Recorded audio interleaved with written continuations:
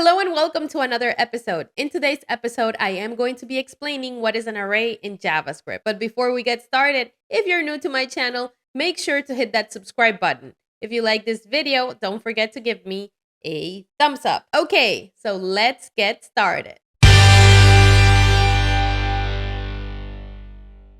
Okay, so to get started in today's episode, I need you all to open the same tools that we have been using so far, which is W3 Schools, MDN, the document that we have been coding so far with, and I also need you guys to have open your code. Now, in terms of the code, what we are going to do is just clear everything in here because we don't need this right now, okay?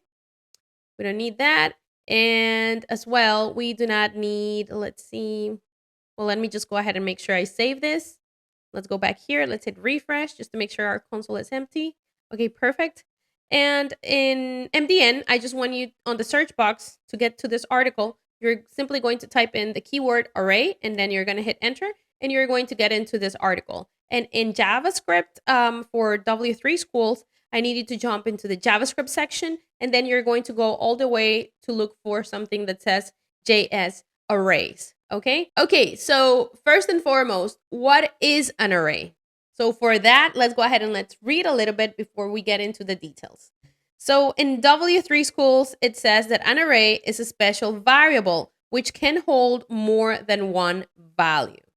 Okay, that's clear enough. But if we go to MDN, MDN says that the array object, as with other arrays in programming languages, it enables storing a collection of multiple items under a single variable name. So in a more fancy way, is saying the same thing that W3 School is explaining, which is that an array is a special variable which can hold more than one value.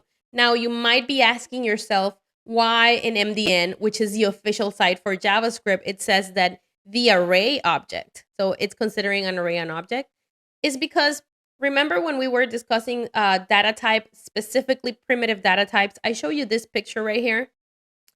So as you can see, the data types are divided in two, complex data types and then primitive data types. So primitive data types are these ones. You can see a string, you will see a numbers, booleans, undefined, null, big int, and symbol, which we haven't covered yet, but we will in later episodes. And then you have complex data type, which are objects, arrays, functions, date, regex, etc. So complex data types will always be objects, okay? They will be known as objects in JavaScript. Just know that for now. But all of them will have their own syntax. You already saw the syntax of an object, which is with curly brackets. You open that up. Then you see the syntax of a function, which you have to use the function keyword to go ahead and create one. And today I'm going to show you the syntax of an array. But just know that anything that is not a primitive data type, it's probably an object, okay? Just so you know. So, but I don't want you to get confused, though, that it's an object with the object syntax, because it's not going to be the case. It's considered an object, but each object could have their own syntax, just to play it simple for you.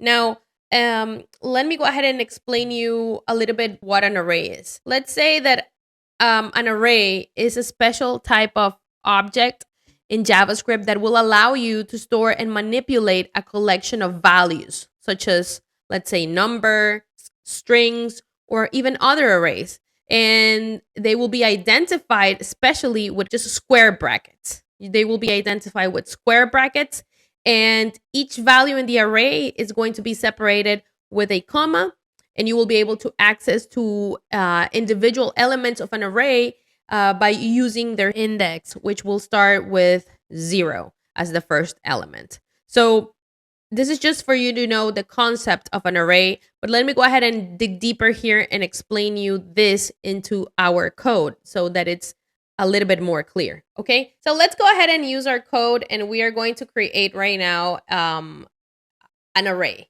okay? So to start with, let's use the const, right, keyword, and then we're going to give our array a name. So let's say we're going to use game scores, okay?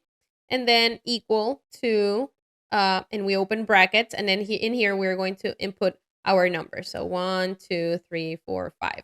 Let's just add 5 numbers into this array. Okay, so here we have the array. As you can see, we use the keyword const to declare our array, or to declare this variable, which is considered an array.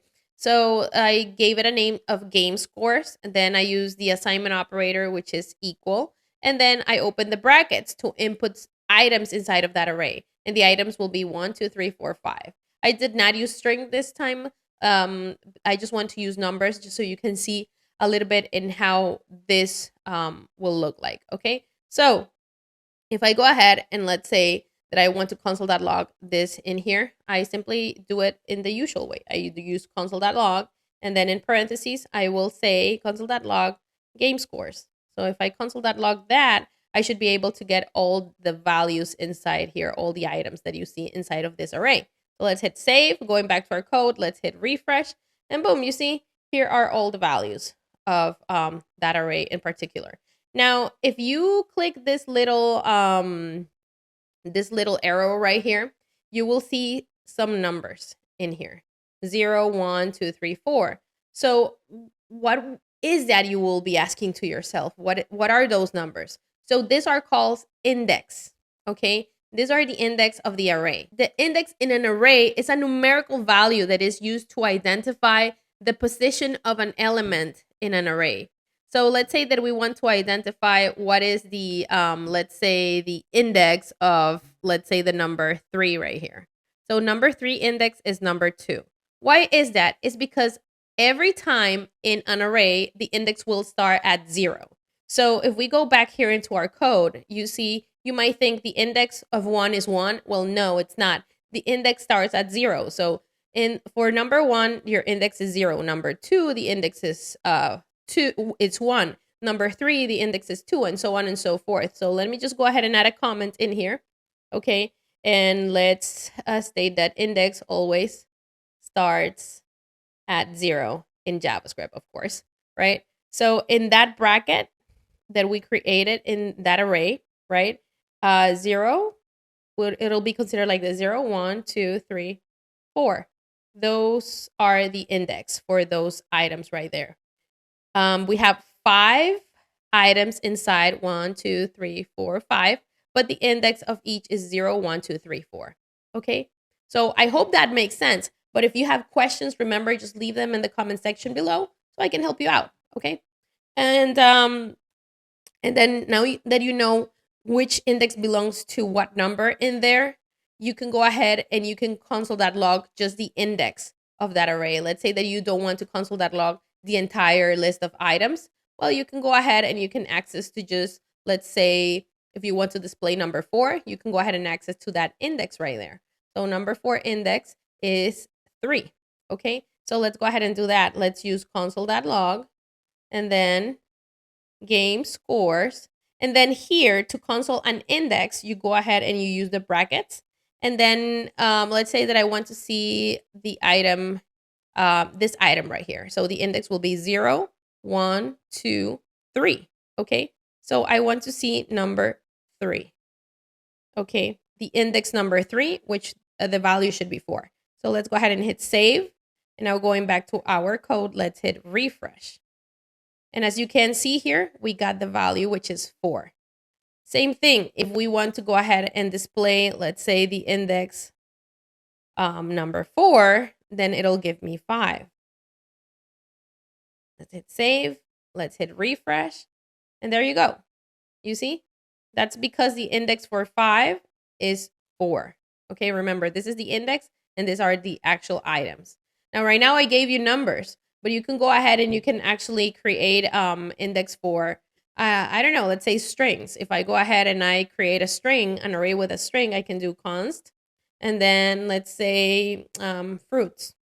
Let's create an array called fruits. And then we're going to open here brackets, and then we can type in apple. Let's make sure to use always. Make sure to use quotes in here. Okay. So let's use apple. Then we have, let's say, a banana.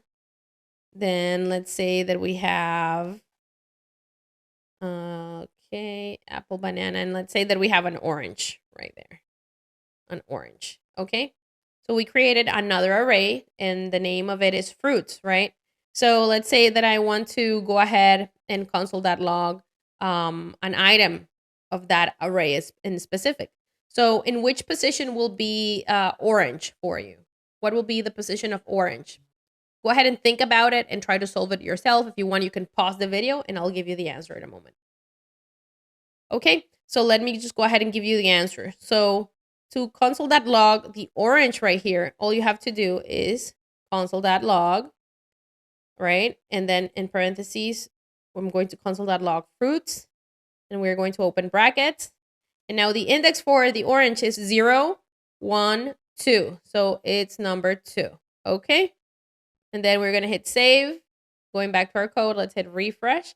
And as you can see, we have just console.log the value of orange. Okay.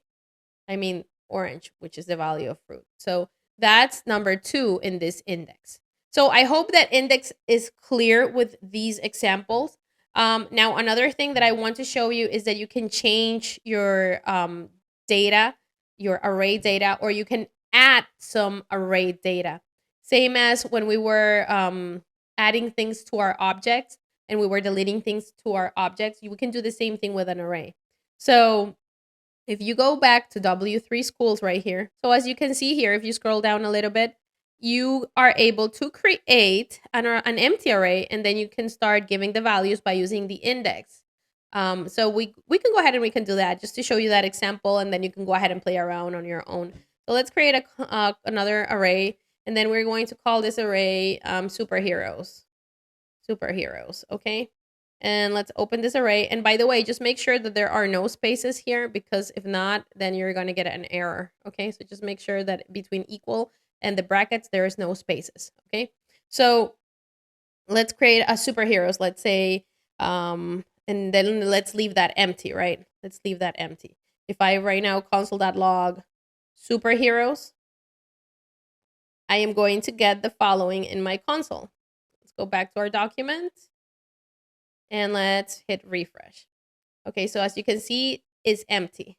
Our array is empty.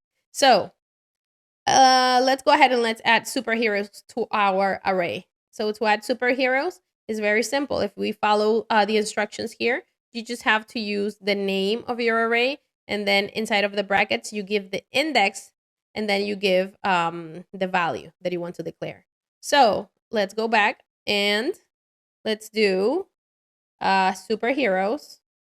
Okay, and then I want to go ahead and let's say I want to, for index 0, I want this to be, let's say, Batman, right? And then I am going to copy paste Batman, and just to make this thing faster, I'm going to add 3. Let's add Wonder Woman. Okay, Wonder Woman. And I am going to add one last one, which is going to be Superman. Okay, so I'm going to hit save. And oh, by the way, just remember to change your index here, because I am not adding other index. So here it's going to be index 1, and then this is going to be index 2. So I should have, the next time that I console.log superheroes, I should be able to get Batman, Wonder Woman, and Superman. Okay, so let's go ahead and let's console.log that. Copy console.log, and let's console.log who superheroes again. Let's hit save, and now let's hit refresh. And as you can see, now we have Batman, Wonder Woman, and Superman. Even though when we created the array was empty, now we gave a value to each index. So I hope that makes sense. One last thing I want to show you is that you can also change the value that you already have given to a specific index, okay? Now let's go ahead and let's say that I want to change the value of, let's say, Superman. I'm going to copy this. Okay, and I want to change the value of Superman. Let's not make him Superman. Let's say that he's going to be Flash now. Okay, and now let's hit save. The next time I console.log that array, I should get a different response this time. Okay, so let's go ahead and console.log superheroes again. Remember, I changed Superman for Flash, so the last one will not be Superman any longer, will be Flash. Okay, so let's hit save. Going back to our code, let's hit refresh. And boom, as you can see, I just redeclare the value of the index number 2 instead of Superman is now Flash. Okay? So those are a couple of things that you can do with arrays. I hope this makes sense to you. I hope that everything has been clear so far. But if it hasn't been clear, you can always go ahead and actually leave me a comment in the comment section, and I will reply as soon as I can so that you are 100% clear. Okay? And then another thing that you might be asking right now is, why would you use an array in the real world? Well, if you are coding, let's say, a website, and let's say that you're building a game, the first array that we created in today's example is game scores. So let's say that you want to track the scores of your games. You use an array with that. In order to code that, you will use an array to go ahead and input the user's scores, right? But of course, right now you don't know how to do it. There is actually so much more involved when you are coding a game like that, and you will see that later on. But just for now, know that an array is also another fundamental part of JavaScript and is very useful, and we will use it later on. And all of this is going to make sense to you. Right now, you just need to know the fundamentals. Remember, so far you only have been learning theory right now, even though we have been practicing in the console. But this for me is what I call theory. Then we're going to get into practice when we actually start creating things into our website. Then that's when it's going to make more sense to you. But if you do not know the fundamentals, if you don't know the theory and how things work, then how you're going to, become a master creating the website if you don't know where it's behind it, right? Because it'll be easy for me just to simply show you how to do on click something here, and then when the user clicks something and that this happens, or it'll alert something, it'll be easier for me to explain that to begin with. But I just want you to have a strong foundation in the building blocks of JavaScript, and then we can go ahead and actually move to work in an actual website and start building projects. Okay. But, well, I hope everything was really clear. That's it for this episode. And if you like this episode, everybody, just remember to give me a thumbs up. That really helps my channel to keep growing. Okay, so it's really helpful for me. And, well, remember that you can always ask Lixi. Bye, everyone, and see you again in the next episode.